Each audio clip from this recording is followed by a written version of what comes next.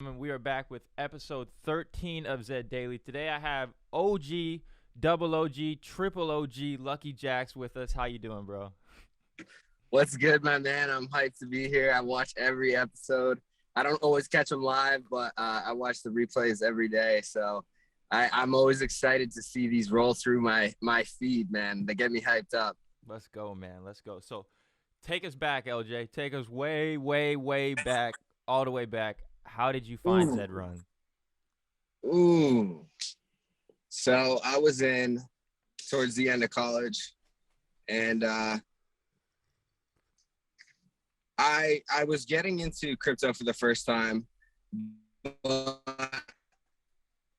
I wasn't trying to get involved in everything. I really wanted to pick something that I thought was a really good space. And to me, I was looking at dApps that were a game so they were games, but they were also gambling.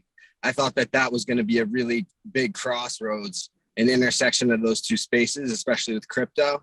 So I actually searched.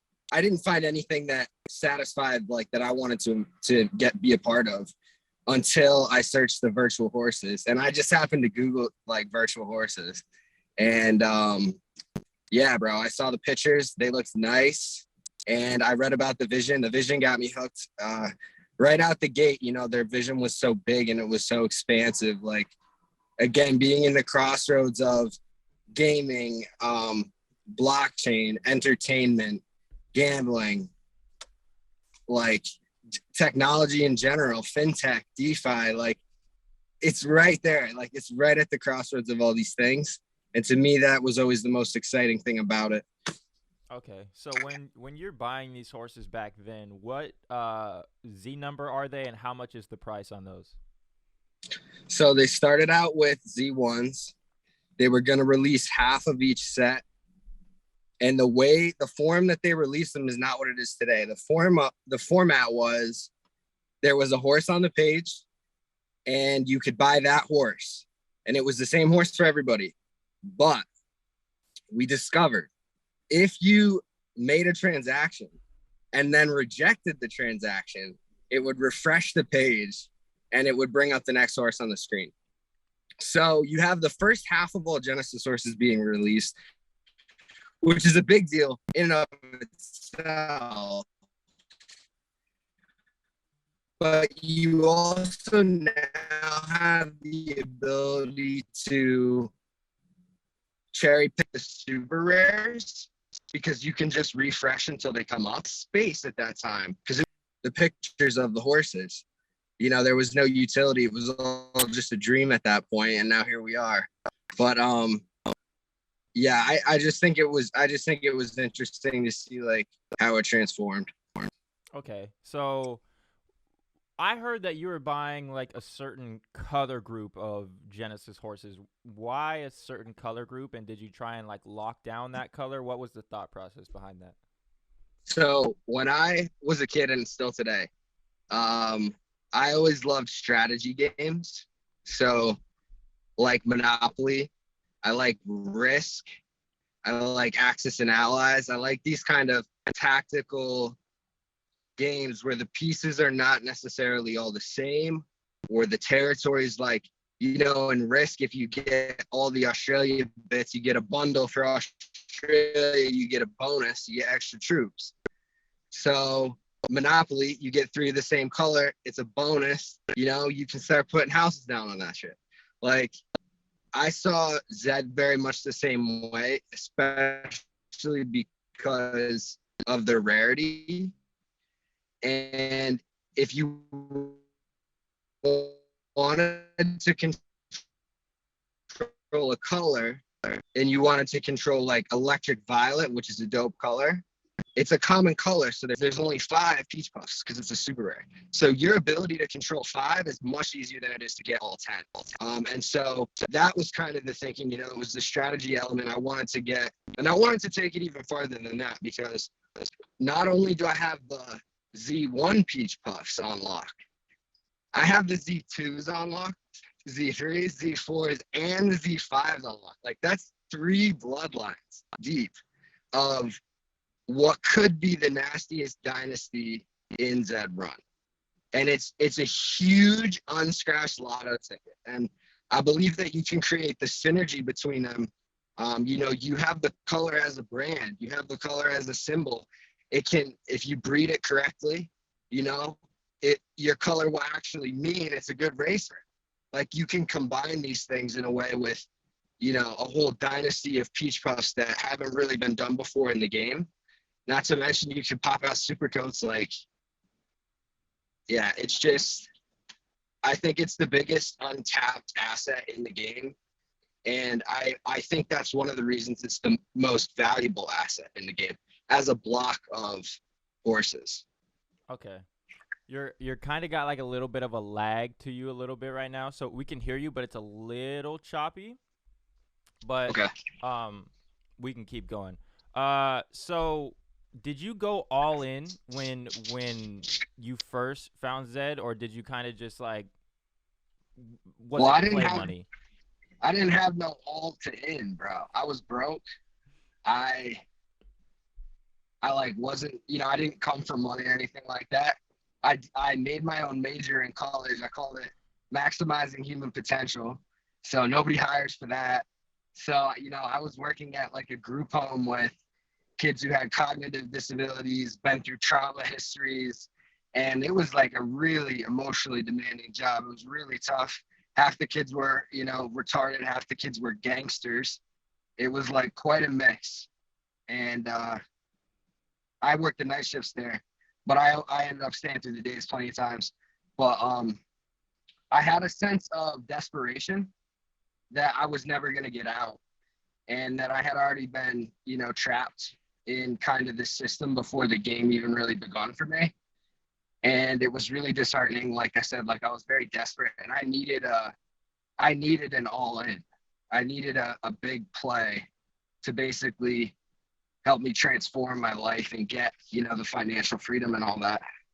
And in that sense, I read about the vision.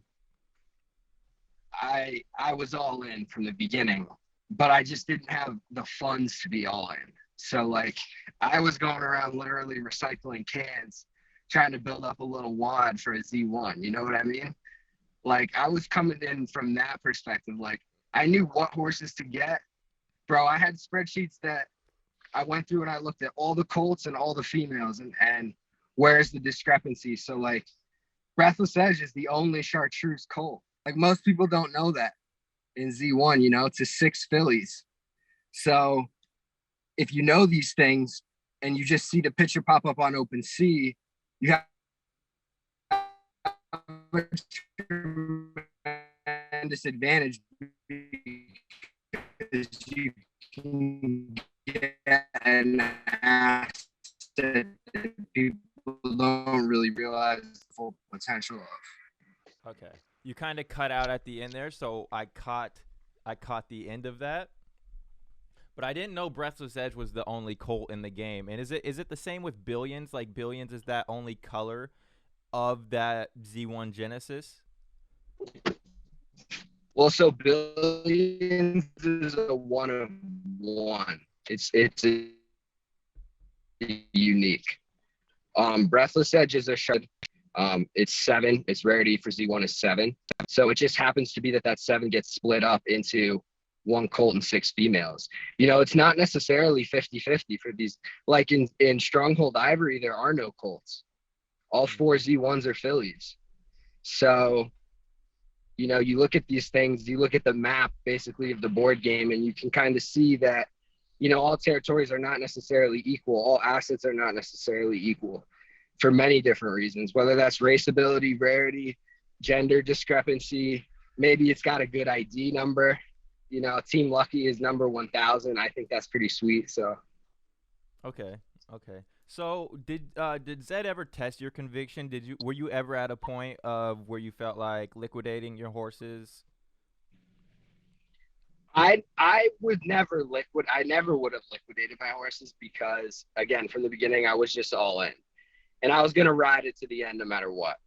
And but there were plenty of times that, and they still do, that they make you really think about it for a minute. They make you really go, wait a second, like, let's take a look at how this is actually being done, how it's actually being executed. Um, many times, bro. I had a Z1 stolen. I had two Z1 stolen, and Jay got one back for me. Tell us the But story of it it. wasn't on behalf of Zed. I got to be careful because again, I just want to reiterate, like, I've been Zed's number one supporter since day one, literally. Um, but there's certainly flaws, and there's certainly things that I think need to be critiqued. So, I want everybody to remember that I am still here, and that actions speak much louder than words. That although these words might be like, pointing out some valid things, that I'm here. Like, my heart and my loyalty has been with Zed, and it's always going to be with Zed from the beginning, bro. I could cash out like now and be pretty good for a long time, but I still think it's so early that I want to see more. I want to see where it goes next, you know. But the Z1, so yeah, it was back in like March, April. A bunch of new people were flooding into the Discord. Um, and they started changing up the roles on the Discord. So they started making people like representatives of Zed. And I got put on it.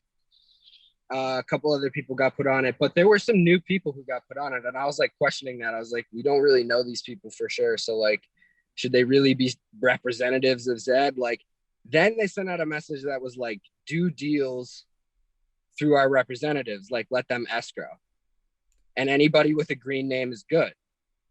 Well, one of these guys with a green name was not good, I found out. He took off with two of my Z1s, Adam and the Big Easy. And yeah, like I said, Jay was able to get one back. He got Adam back, but Big Easy is out there, bro. He's still out there. And when I brought it up to the team, who at the beginning, again, 3 years ago, I had like some pretty personal connections with the founding members because it was so early. It was very intimate. Everybody who was there kind of really knew each other in a way. And I had helped develop some of these aspects with them. The breeding difficulty formula, the rarities, like putting colors into the different groups. Because when they started, they didn't have a plan for a lot of these things. And you had people putting money into assets that had like a characteristic, but the value of that characteristic hadn't been molded yet in the foundation. Or it had been molded and then it was changed, like the foundation changing on another time. Like, for example, I had all 7 powder blue Z1s. It was part of a set, another good asset. And then they minted an 8th one. Well, there's only supposed to be 7. It says it in the rarity chart. You have people putting, this is arguably $1 million asset. And what is your, just arbitrary minting an 8th one do? Like, you can't just impact your investors like that. And that level of stuff has been going on from the beginning. So you ask, like, does it make me like shake my head and like really like, yeah, dude, I really have to. I mean, in one sense, I'm getting used to it, but it's not something you want to get used to. It's not right to get used to it, And I just think that they can get away with it right now because it's still early and the vision of what it can become is so great that they can afford to be sloppy in some respects, because I think we're still going to get there. You know what I mean? But it's not a good look, bro. Like, let's do it well. Like, let's do everything to its potential. And I think you owe that to the people who are invested and to the people who you want to invest. Not just people with horses, but the people who give them money, 100 mil or whatever it is. Yeah, I totally agree with that. So so that was kind of like your gripes with Zed. So now, what was your favorite month in Zed? I don't know what month it was. I think it was like August. I think it was August. But I I've done big deals before. Like I've helped people do deals as well for the entire time I've been here. But I finally had one of my big deals come through. So my top, like, few assets in my stable are the Peach Puff Dynasty, Z1 through Z5, the Powder Blue Z1 Monopoly, all 8 now because I managed to get the 8th one because I had to trade a Z1 to get the 8th one because I'm not gonna not get the 8th one. So yeah, and then I had the very first twins in Zed. They were rare Z1s. Their names were 7 and 7, and yeah. Oh, hold on one second.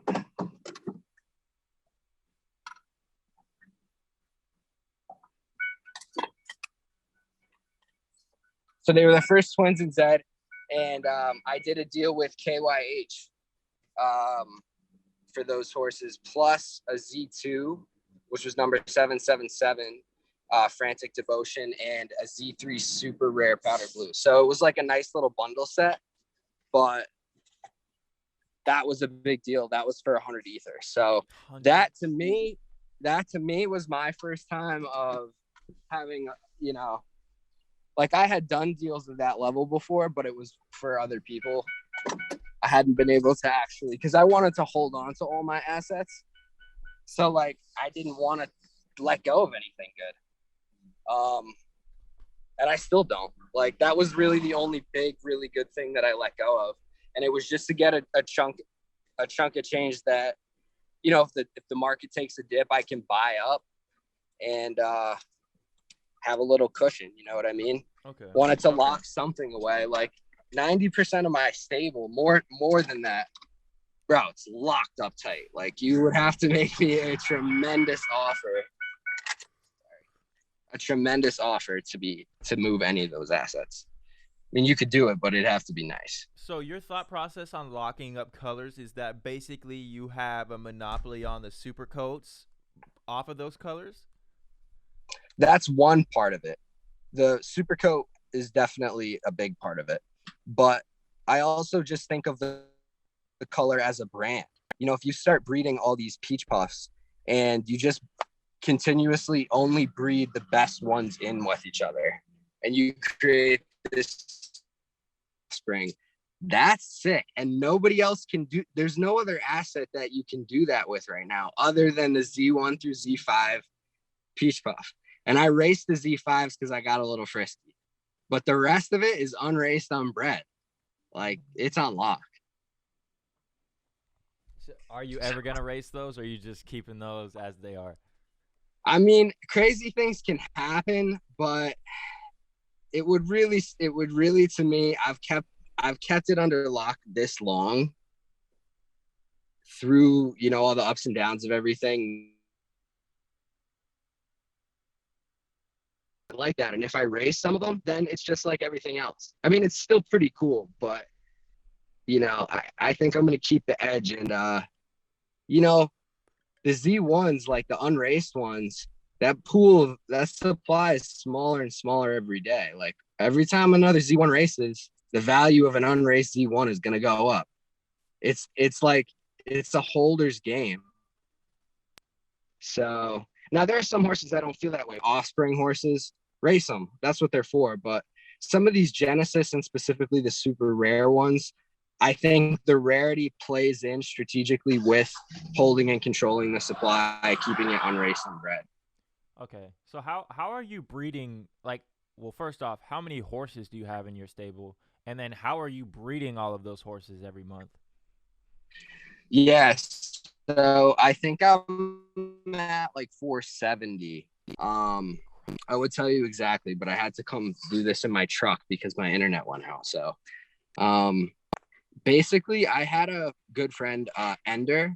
He is a data wizard, and he helped me create this link where if I click the link, it shows me all the unlisted studs, all the listed studs, and all the breedable mares in my stable. So that's really useful because I can filter by like low Z number, get to the more important ones. But bro, I mean, I have too many horses for one person to manage. they're certainly not getting the max potential out of each horse. It's simply not possible with that many horses. And that's a big reason why I want to give away a lot of horses. And I want to do raffles and deals to get horses in the hands of the community, because it's almost they're underutilized. So I breed, like, I care about my Z2 legendaries. I breed a few of those a month. I can try for super coat powder blues because I have the Z1 powder blues. A couple of Z3s. I do have a few Zabo breeds that legendaries, a couple Genesis I throw together. I try to leave a lot up for grabs for the market, and hopefully that's going to even be a little better now, because I was just digging into some of the new changes today, and maybe we'll talk about that later or something. But yeah, and then I breed specifically for a lot of these tournaments. I mean, in the maiden,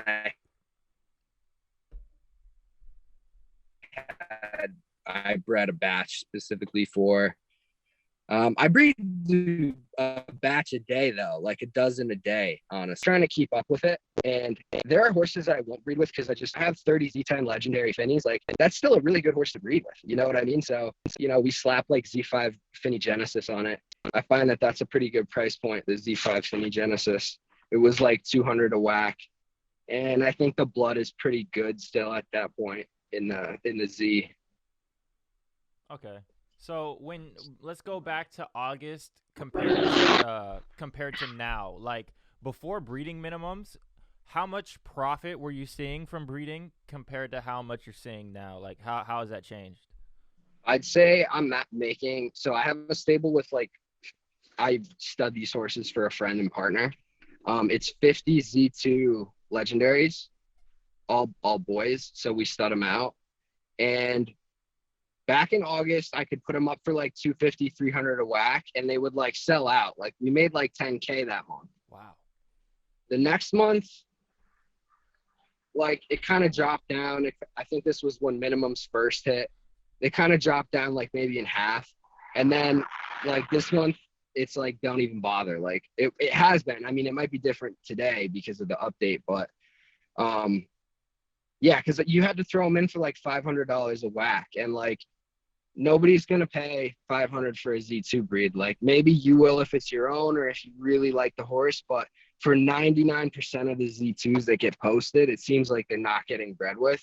And I think the Z2 is a pretty good indicator of where the overall market is at. Yeah, it was really sad because you had like exclusives and elites that you just wouldn't even pay to breed with. Like, what would be the point when you could just get a Genesis for the same price? So hopefully some of that got fixed.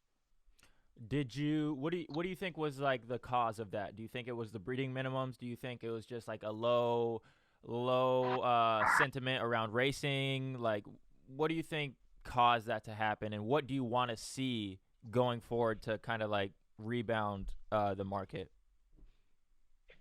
I think it was a mix of both, probably. And I mean, I'm definitely in favor of the free market idea for the breeding prices. Um, I do understand the need for a minimum. Well, that's one solution, just to control the supply. I think, like, this might be too macro, but I mean, I'm thinking and I've been here for years, so I'm thinking in terms of years, but we're going to be at 1 million horses in a year.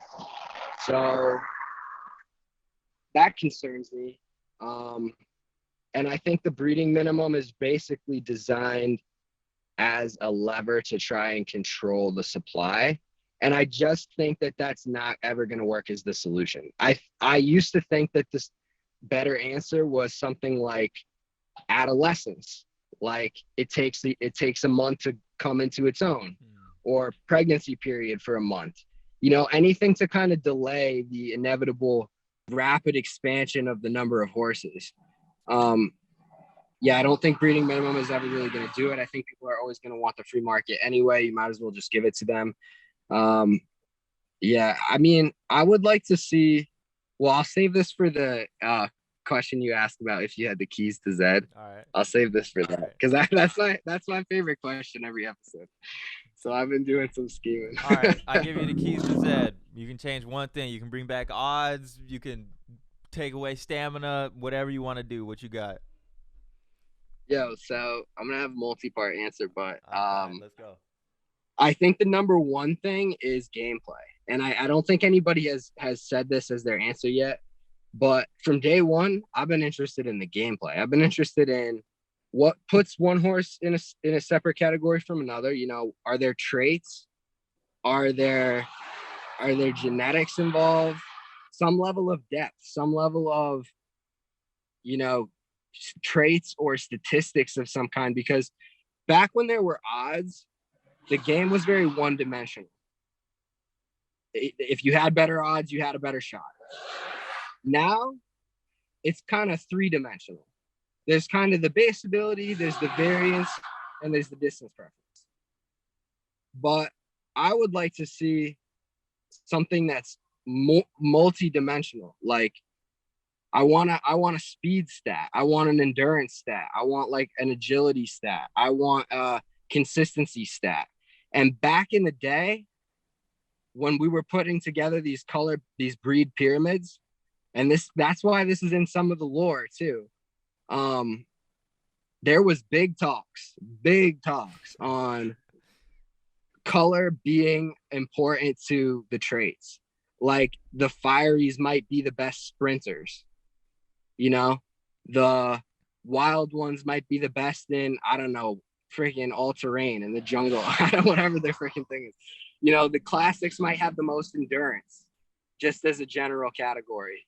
And that opened up to me so many more strategies for breeding. And it makes it a real game. It makes it have real depth and elements to it. And another thing was that, so like the fireys might be the best sprinters. Well, the rarity would come into play because the peach puffs would be the best sprinters because they're the rarest of that color group. So it would give more functionality and utility to the rarity. And, you know, dude, to me, that's a game. Right now it's fun. It's fun racing live, like on High Stakes Showdown. It's fun racing on duels. Racing by myself just for fun is not as appealing to me because of the gameplay elements are not there.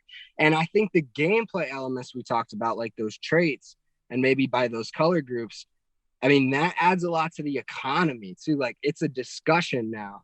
Everything's kind of flat in comparison to what that world would be because, you know, you're just looking at performance in such a 1 or 2, 3-dimensional way, but it would add a lot of depth to it. What do you think about that? I like that. And then when you're saying like the depth, so you're saying like people would have to go and research colors more of like to see if their horses are good. And then when you're saying like it would show a horse's stats, are you saying like when you first buy that horse, you're going to see it has X amount of endurance, or as you race it, you're going to figure out like, oh, my horse has this amount of endurance. It has this amount of kick. Yeah, exactly. And I think it's a lot. Each trade is kind of like you scratch off that lotto ticket as you play. And I think that makes the discovery process a lot more alive and a lot more dynamic. Maybe if you're only discovering a couple traits a race, you know, that's going to slowly guide you and that's going to be enough. And it's also going to be like, oh, wow, I didn't know this horse was high in like endurance. Maybe I'll breed it with another high endurance horse. Or maybe I want it to, you know, sprint at the end. Like I'll breed it with a fiery horse. Just opens everything up in a really good way. I like that. And I mean, if you're starting, like, let's say you have a bar. And let's say, like it says, endurance, late kicks, early starts or something like that. And let's say they all start at 0. But as you race your horse, maybe you race them in a sprint, but you lose. But then you come back and you see like your endurance bar is high. So you're like, oh, okay, maybe this horse isn't a sprinter, but I just learned from gathering data from this race that it has high endurance. So now I should go plug it into a longer race. Yeah, absolutely. Absolutely. You could do that with any of the traits, you know, like rather than running one Griffey and kind of getting your sense, it would almost be like in a way, you kind of figure it out as you go. Yeah. So that's one thing. If I had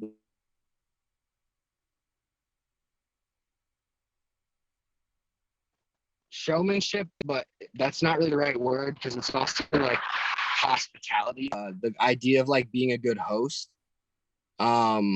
making sure your guests have like a really welcome stay and a warm time, like, and that goes through like, I think they should be juicing mad prize pools. I think they should be posting up big events. I think they should be posting up like Griffies to draw out unraised Z1s, but not like they like, so we just did a few of those events, but there was no showmanship, you know, people didn't even know about the show. So that's gotta change, man. That's pretty rough. Because this is essentially, I mean, and they like to say it's an entertainment.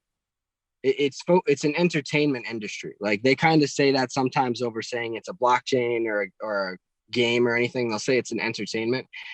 Well, like you have to have showmanship if you're going to be in the entertainment industry. And like, I think they should be treating these events with like opening their arms to the world, like announcing like, here we are, like this is the next big innovative thing and we want to partner with you. And like we have great partners, but doesn't really seem like we're maxing out, you know, the potential for that. Maybe that's just going to take a couple of years, but it seems to me like there's some easy things that could have been done much smoother. You know, it's hard to say why they do what they do sometimes. 100%. Like in fighting, it's entertainment, right? But you gotta sell the fight. You gotta make people want to see it. You gotta get asses in seats at the end of the day. So why is Conor McGregor the biggest sports star? One, he could perform, but also he made you want to come and see the fight. It's just marketing. Absolutely, dude. You said it even better than I did. That's right. That's right on. So I give you half an ETH. You have no horses right now, and you're just coming into Zed. You've done your research. You know about all the genotypes and bloodlines. Half an ETH, what are you starting your stable with? Yeah, so my disclaimer is if you had a bigger budget, you should get Genesis super rares. Z1 through Z5 if you can. If not, take it to Z10. But with half an ETH, dude, I heard the guys, I think it was Hunter, what did he say? He wanted 2 Z2s. And yeah, that's not a bad start. I like the Z2 mares just because you can pump anything into them and have a good offspring, like especially Z5 Finny, Z6, 7, 8, like. So I like the Z2 mare. I'll pick her up. And then maybe I would get just you got one racer you don't know if it's any good, it's a Z2 legendary, and maybe pick up a racer so you know one in case it's a freaking dud, you have something to play with. But that'd probably be what I'd do. Okay. Again, I would try and pick up a peach puff of any kind if you could, but yeah. How fuck, I forgot what I was gonna ask. Shoot. So dang, I don't even remember what I was gonna ask you. It's all good. So how do you explain, like, before Zed Run, how did you explain this to your friends and family? I mean, like, I'm sure it's I have a hard time explaining it to my friends and family. And like even explaining like having a profitable horse and that people offered me X amount of money for this and that I turned down that money and they're like, "What?" So, how do you explain this to your friends and family? I mean, when it was started, like I tried to get everybody to go in because I thought it had huge potential. And again, I didn't have any money, so I was at least trying to get somebody with some money to get in there because I was like, come on, you can't pass that up. Sorry, say your question again. So, how'd you explain this to your friends and family? Like, Oh yeah. justify spending this amount of money on digital horses that couldn't even produce profit at the time? Yeah, they definitely thought it was pretty crazy. I think they knew I was desperate though, so they didn't really want to like poke too hard at it because I'd go crazy because maybe I was a little crazy. But Um, yeah, I mean, they definitely didn't understand it and they didn't think it was a good move. I mean, I don't know. It seemed pretty clear to me, like if I was so early that if Zed was successful at all, I was going to be in a good position. All I had to do was wait and get the right assets. So for me, it was an easy sell, but anytime I talk to anybody, yeah, they were like, that's pretty much crazy. I had like one or two friends that were kind of into it. They never got their own horses or anything. Like, I'm the kind of guy, like, I have 470 horses. So if somebody's birthday's coming up and I want to get them something nice, I'll just make them a horse. There you But go. like, There you go. I realized, I realized like that doesn't mean anything to them. It's just like, oh, okay. Cause, you know, occasionally, like, I'll try and get my friends together and we'll like do a griffey and I'll have everybody have a horse and we'll watch it on a TV, but very rare occasions. And I do this full time. Like, I started being able to do this full time since like March. Really when the people started pouring in, I realized, I was like, all right, we're at a new point now that's like, this is very feasible. So yeah. So what does full time look like for you? What's your daily schedule? Bro, I sleep till 3. I got up early for Let's this. go. Um, yeah. No, and again, thanks for having me. I'm super thrilled. By the way, I would like to do a giveaway before I don't know. I'm down to go for however long you want, but Let's just do so we it. don't forget. Yeah, yeah. Yeah. I'll tweet out a charm. All right, sweet. We're gonna give out Jack Uranium, Z10 Legendary Finny chartreuse. It was a peach puff failed super coat, and the two peach puffs made a chartreuse horse. So I thought that was very cool. Huh. Chartreuse is a fire color, dude. I like that color. Yeah, yeah, it's hot. Okay.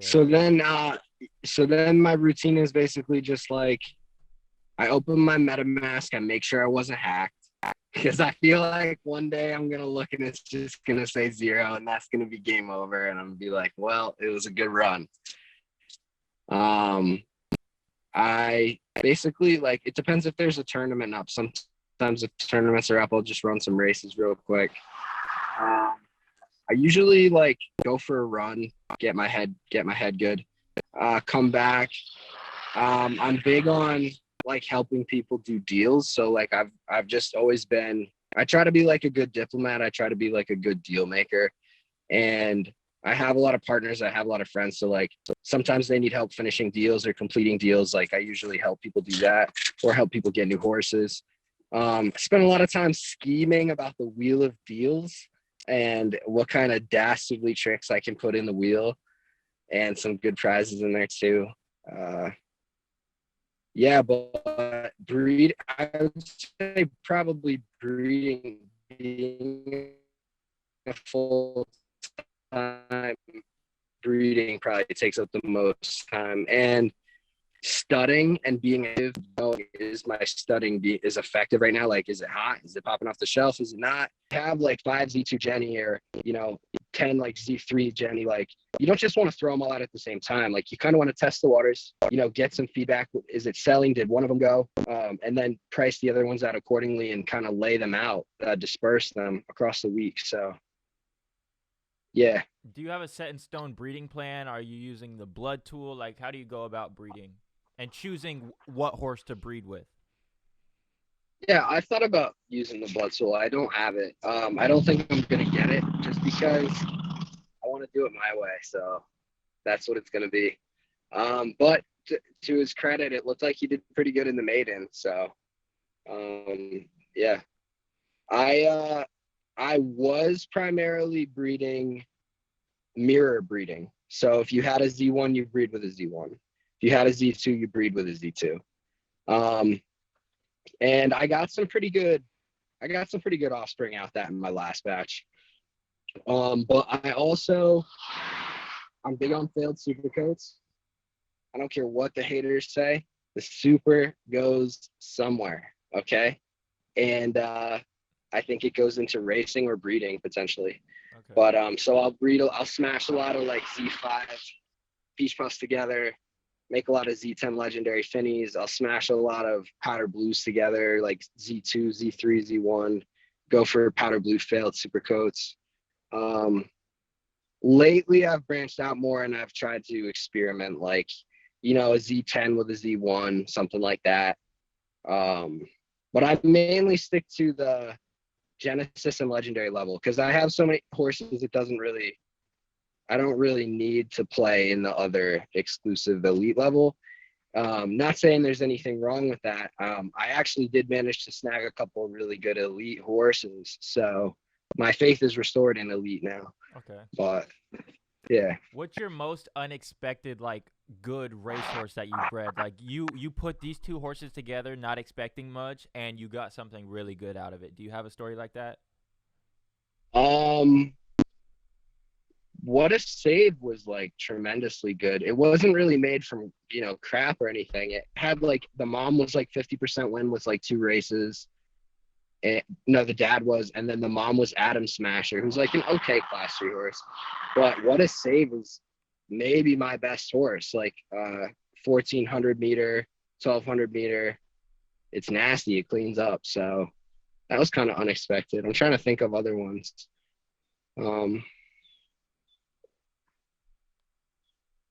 I've heard about What a Save. It's a class 1 horse, though, right? Yeah. Okay.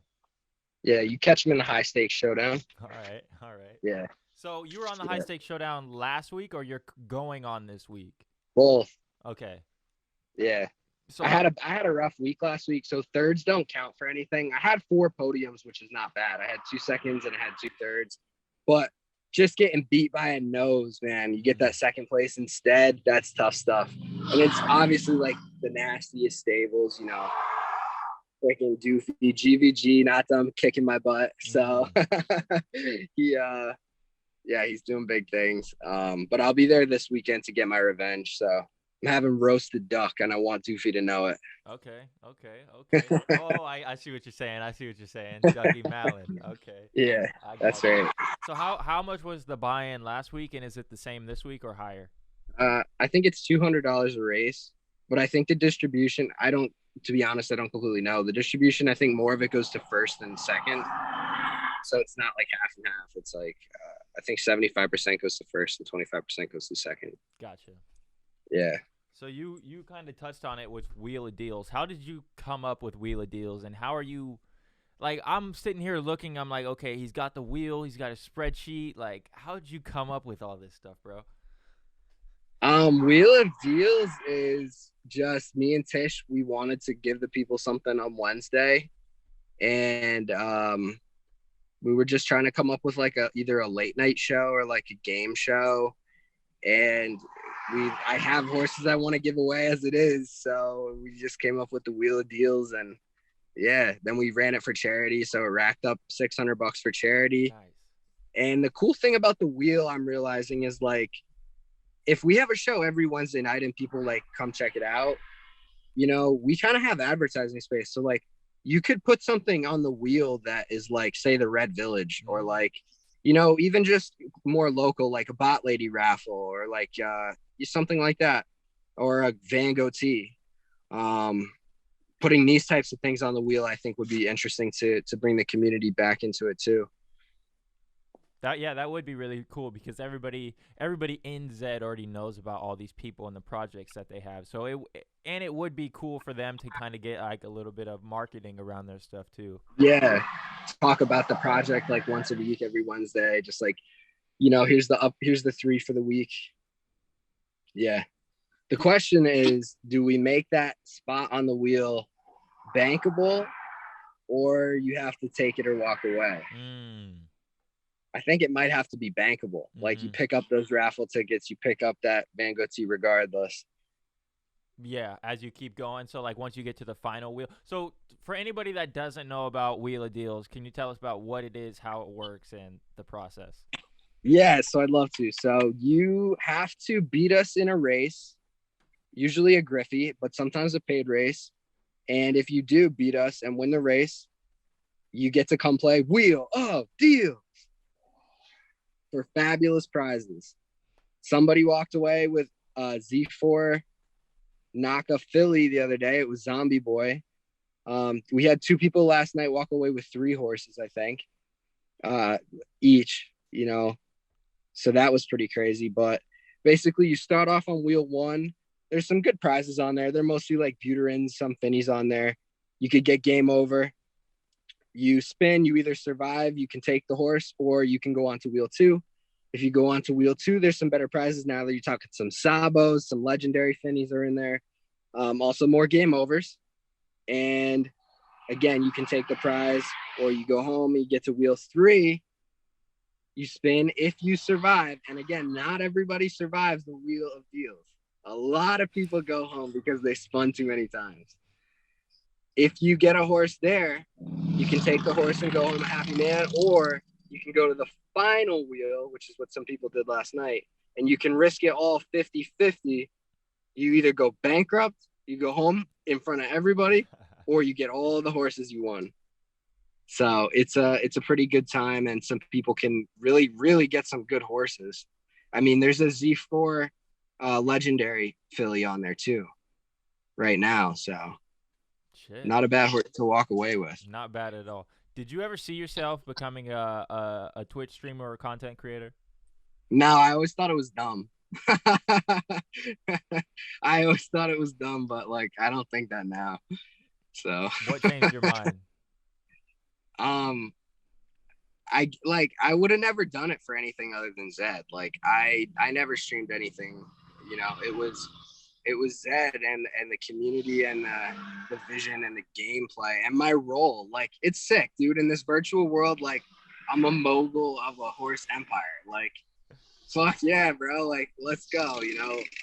I want to live in that world like a lot of the time, and it's great. So yeah, it's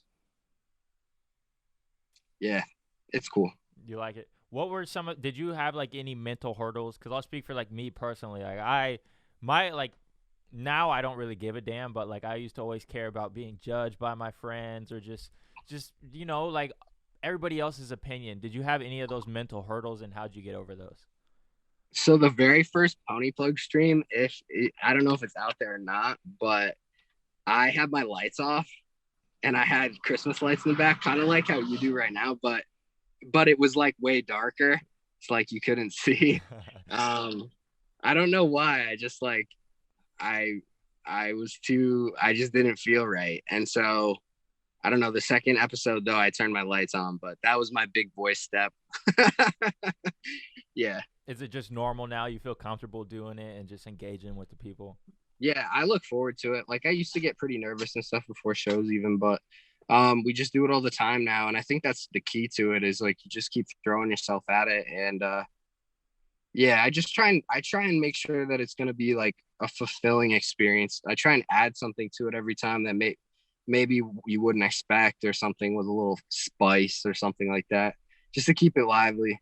Yeah, it's definitely fulfilling for like us as viewers because it's engaging, like my buddy Corey, he had the Z2 named Golden Turd. I'm like, nope, don't race it yet.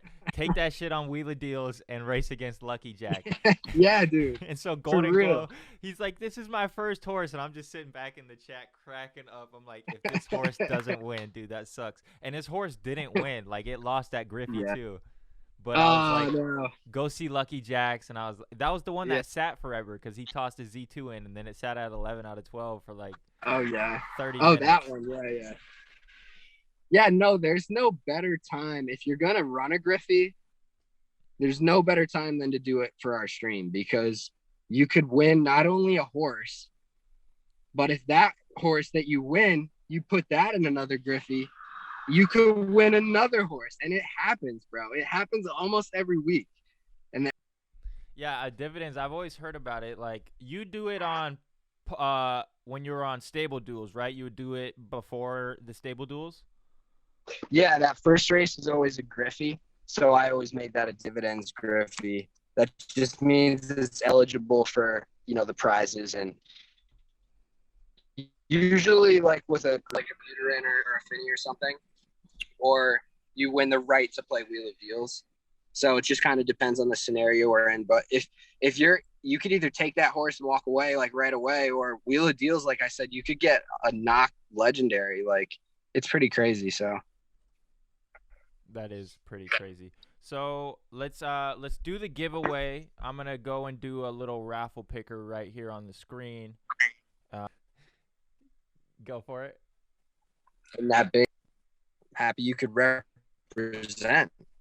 Yeah, bro. I'll explain. Like, so I'm sitting here. I'm waiting for that race all day. You know, like Zed saying, "Hey, this Redwood City Classic." They actually didn't say anything. They kind of just like announced, it's on this date, but they didn't say time or anything like that. So I'm sitting just waiting, for this race to pop up, and I'm watching Naruto versus All. So it's like they're drinking stream. So I got a little glass of whiskey, whatever. I'm chilling. And I'm like, bro, this race isn't popping up. I'm just getting tired. So you know what? I'm going to go lay down in bed. So I'm laying down in bed, and I'm just scrolling through Discord, and I see someone say, yo, what's up with that fat prize pool in Class 1? I'm like, what? I hopped up so damn fast, dude, and jumped in that race. Like, I had $3,000 because I won the $500 buy-in at 1,600 meters. So I was like, fuck it. I beat Crimson Chin. I beat the best of the best at 1,000 meters. I just need to get a good side of variance, and I was on the wrong side, you know? Yeah, that's tough, dude. I would have loved to throw Pikachu in that race. Pikachu loves the 1,000 meter, and I had this feeling like once I realized, oh shit, I missed the race and Pikachu could have been in there. I was like, I know Pikachu's next race is gonna be a first, and it was a first. Ah. Yeah. So when It was a first. is Pikachu a U-shaped horse? So Pikachu at the 1,000 is better than a U. It's more of a lean. It's more of a left leaning, I think. Okay. But it tends to look more U throughout the other distances. So when you have a U-shaped horse, how do you go about like racing that horse? Do you think, okay, I have a bunch of 1s through 3rds, let me go small money so I can get my 12s out of the way? How do you go about racing a U-shaped horse to where you can maximize profitability? To maximize profitability, I would just race it in big money. But if you're talking about maximizing like the record, I would do the opposite. I would do little money just to try and get a good looking record, which is normally what I'm more concerned with my newer horses if I am running horses. There are horses that I throw straight into like Class 1 and just see if they can hang, because I don't really want to mess around with all the in between. I want to know like right away. So, but yeah, if you're a U already, I think the big money would just be the way to, like, I wouldn't want to miss out a victory and have it wasted on a small money when I know it's a freaking U. It's probably going to be just the same on a big money. Right. Exactly. All right. So I tried to do a Twitter picker like random, and I couldn't do it. So I'm here looking at the screen. So I'm going to give you 1, 2, 3, 4, 5, 6. I'm going to give you 6 numbers, and you pick 2 numbers, 1 through 6, and those will be the 2 people that won. Okay. I'm going to pick 1 and 6. 1 is Dork Love Sports. So let me write these down. Do you want me to just have them DM you? Yeah. Okay. Dork loves sports. He's got a penguin as his profile picture. He's number 1. Oh, good. And oh, good. I don't discriminate against penguins. Number 6 is 2, 3, 4, 5, 6 is East Coast Stables. Oh no. Yeah, so like there was this idea too, just to go back to gameplay more. There was talk of super coats, but there was talk of 2 super coats making ultra coat. 2 ultra coats making a master coat. Like if you paired them together, like if you had a super coat breed with another super coat and it got the flip, it would be an ultra coat. And then you could do it again and have a master coat, which would just make breeding the colors like even crazier. And it would make people like, even if that horse isn't a good racer, that horse is still going to get bred with every month. So then that makes a market for the super coats, right? Because you necessarily don't have to race them. You can just have a super coat breed with another super coat and hope for that master coat. Yeah, exactly. I think it'd be sweet. And it wouldn't cost them anything. Wouldn't cost them anything. Just a little change you could make in the game. And the other thing was maybe you have two super coats breed together and they can, if you win like a 1% chance or something, you can make a new color.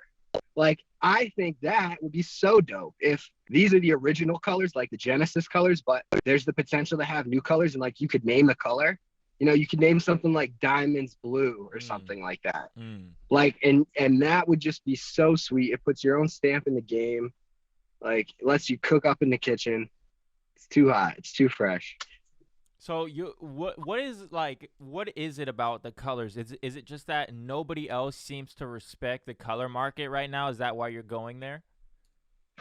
Well, the color market only really matters in terms of Genesis, in terms of like Z1 through Z5, because the supply is so low. So again, you're talking about a couple dozen of a color. Like, there's only 20 peach puffs before Z5, for example. Like, that's so low. The supply is so low, and it being a super rare Genesis, that definitely has a huge look. Maybe I didn't say this, but I've been here from the beginning, and like, rarity has always been the number one factor in the bigger deals.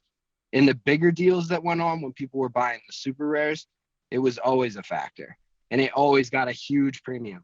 I mean, so another deal that I was doing this summer was for 500 ETH, and it was with one of my partners, and it was 12 Z1s, 4 super rares. Basically, the valuation of the super rares was 200K a pop for a Z1. That's more than billions.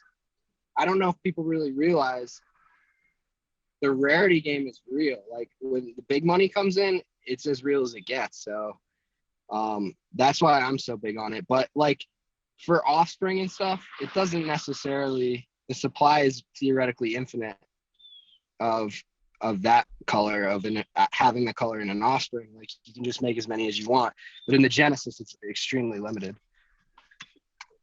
Yeah, it's because they're not making any more of the Genesis, right? So it's always going to be that limited color within that category of horses. Right. It's interesting, right. bro. I think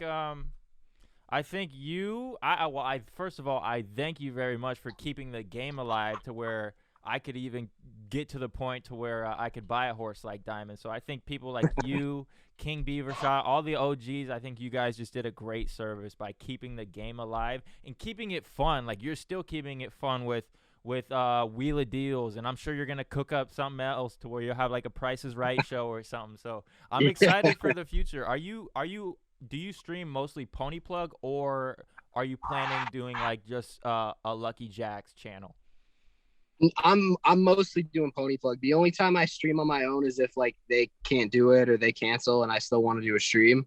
But most of the time I'm running with Pony Plug on Friday nights, on Wednesday nights for Wheel of Deals.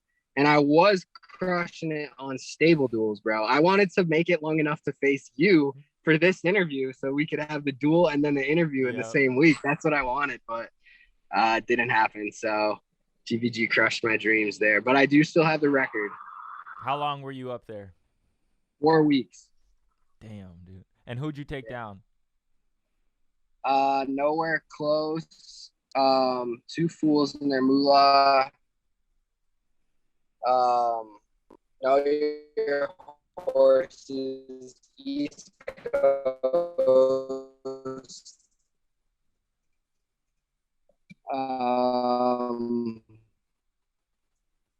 Trying to think who. The British kids, Zombie Boy and Bob Award Racing. Racing. I got bodies everywhere. I'm So what do you want to see for the future of Zed? Where do you want to see things go from here? Like I said, I think the gameplay is the most important thing, but I like the DeFi aspects. Like, I would have loved to put my peach puffs in a DAO and have people buy slices of the pie. I mean, I could create little stables of runners for people to rent out. Like, I really like the DeFi angle. I like DeFi in general, but especially for the horses. I think these horses could be the first real maybe like NFTs that you could put in, like maybe you could stake or you could get a loan out on, get collateral. Like I think it could be pretty transformative. And I think that's only like a year or two away. So Do you see Zed having a Axie Infinity type model to where we can rent out our horses in a stable like you with 470 horses? A lot of horses you won't be able to race. Do you think we're going to have something to where you could have like a scholarship to where people are going to race for you and then they get X amount of profits? bro, I hope so, because I need stable boys today. Like I can't race all my horses. Like I want somebody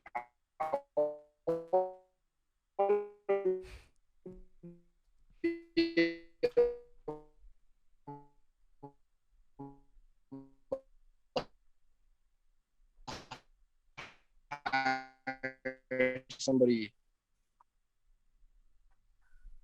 or just partner with somebody where they can enter my horses into terms and smartly for me. Because I have an issue reading all the rules and and racing the right amount of times and like that. Yeah, I like say 20 or 30 races. The big picture, like, hey, this is a 1600-meter. We're like, great. Now we know exactly what we have. Special attention.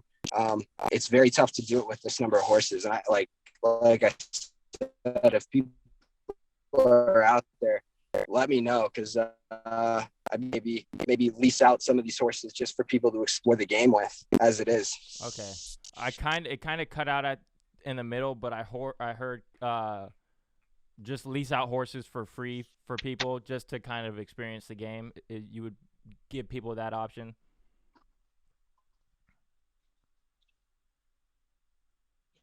Yeah, for sure. I think one of the worst things that could happen is you have somebody who's new and excited come into the game and their first horse sucks and it just completely sucks, and their second horse sucks, and maybe their third horse sucks. Most horses suck. That's the facts.